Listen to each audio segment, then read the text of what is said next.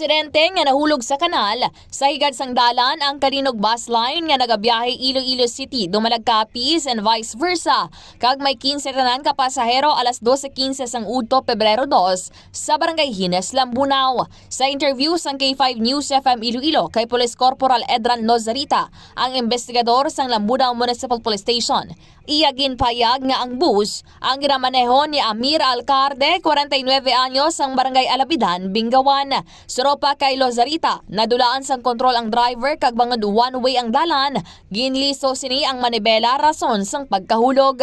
Na-damage ang bumper kag likod sang bus matapos ang nasambit nga aksidente. Nakaangko naman sang gas-gas ang 5 ka mga pasahero kag ang iban wala naman naabutan sa mga kapulisan matapos maglalakata. Sa karon, yara pa sa area ang bus kag yara naman sa maayo nga kahimtangan ang driver, konduktor kag mga pasahero.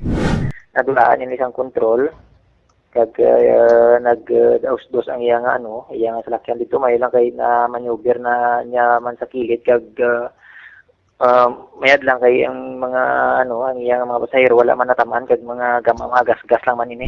Inisi ka K5 Kimon Tanyo Kaluyo para sa kampiyon nga balita, serbisyo publiko kag kalingawan sa Iloilo. K5 News FM.